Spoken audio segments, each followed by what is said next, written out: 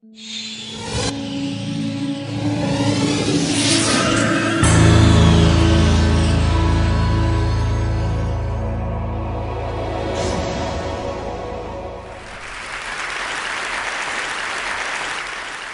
believe driving is an activity solely reserved for those who can see. A blind person driving a vehicle safely and independently was thought to be an impossible task. Until now. Hello, my name is Dennis Hong, and we're bringing freedom and independence to the blind by building a vehicle for the visually impaired. So before I talk about this car for the blind, let me briefly tell you about another project I worked on called the DARPA Urban Challenge. Now, this was about building a robotic car that can drive itself. You press start, nobody touches anything, and it can reach its destination fully autonomously. So in 2007, our team won $500,000 by placing third place in this competition. So about that time, the National Federation of the Blind, or NFB, challenged the research community about who can develop a car that's a blind person drive safely and independently. We decided to give it a try because we thought, hey, how hard could it be? We just have already an autonomous vehicle, we just put a blind person in it, and we're done, right? We couldn't have been more wrong. What NFB wanted was not a vehicle that can drive a blind person around, but a vehicle where a blind person can make active decisions and drive. So we had to throw everything out the window and start from scratch. So to test this crazy idea, we developed a small dune buggy prototype vehicle to test the feasibility. And in the summer of 2009, we invited dozens of blind youth from all over the country and give them a chance to give it for a spin. It was an absolutely amazing experience. But the problem of this car was it was designed to only be driven in a very controlled environment, in a flat, closed-up parking lot, even the lanes defined by red traffic cones. So with this success, we decided to take the next big step, to develop a real car that can be driven on the real roads. So how does it work? Well, it's a rather complex system, but let me try to explain it, make it simplified. So we have 3 steps. We have perception, computation, and non-visual interfaces. Now, obviously, the driver cannot see, so the system needs to perceive the environment and gather information for the driver. For that, we use an inertial measurement unit, so it measures acceleration, angular acceleration, like a human ear, inner ear. We fuse that information with a GPS unit to get an estimate of the location of the car. We also use 2 cameras to detect the lanes of the road, and we also use 3 laser rangefinders. The laser scan the environment to detect obstacles, car approaching from the front, the back, and also any obstacles that run into the roads, any obstacles around the vehicle. So all this vast amount of information is then fed into the computer, and the computer can do 2 things. One is, first of all, process this information to have an understanding of the environment. These are the lanes of the road, there's an obstacles, and convey this information to the driver. The system is also smart enough to figure out the safest way to operate the car. So we can also generate instructions of how to operate the controls of the vehicle. But the problem is this: how do we convey this information and instructions to a person who cannot see fast enough and accurate enough so he can drive? So for this, we developed many different types of non-visual user interface technologies. So starting from a 3-dimensional pinging sound system, a vibrating vest, a click wheel with voice commands, a leg strip, even a shoe that applies pressure to the foot. But today we're going to talk about 3 of these non-visual user interfaces. Now, the first interface is called a drive grip. So these are a pair of gloves that has vibrating elements on the knuckle part, so it can convey instructions about how to steer, the direction and the intensity. Another device is called speed strip. So this is a chair, as a matter of fact, it's actually a massage chair. We got it out and we rearrange these vibrating elements in different patterns, and we actuate them to convey information about the speed and also instructions on how to use the gas and the brake pedal.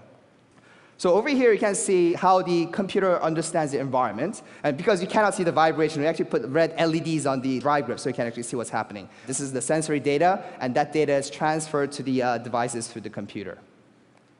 So these 2 devices, drive grip and speed strip, are very effective, but the problem is these are instructional cue devices. So this is not really freedom, right? The computer tells you how to drive, turn left, turn right, speed up, stop. We call this the backseat driver problem, right? So we're moving away from these instructional cue devices, and we're now focusing more on the informational devices. A good example for this informational non-visual user interface is called AirPix. So think of it as a monitor for the blind. So it's a small tablet, has many holes in it, and compressed air comes out. So it can actually draw images. So even though you're blind, put your hand over it, you can see the lanes of the road and obstacles. It actually can also change the frequency of the air coming out and possibly the temperature. So it's actually a multi-dimensional user interface. So here you can see the left camera and the right camera from the vehicle and how the computer interprets that and sends that information to the Aeropics. For this, we're showing a simulator, a blind person driving using the Aeropics.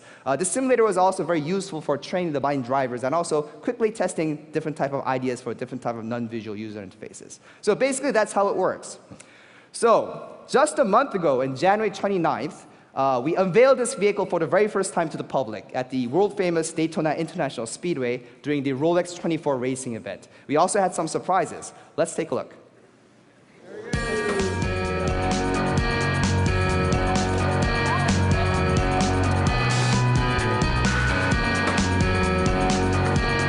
It is an historic day, Jim and Larry. He's coming up to the grandstand, fellow Federationists.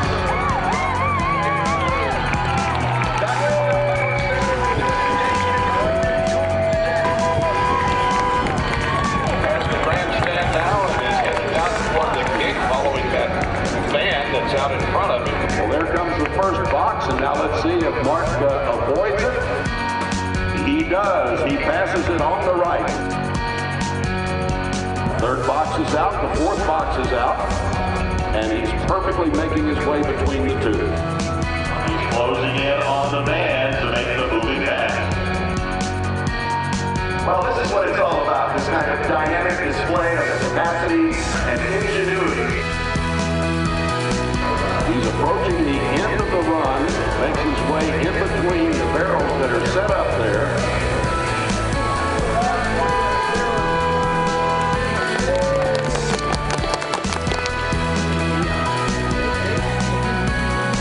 I'm so happy. I'm so glad. Oh, Mark's going to give me a ride back to the hotel, right? Yeah.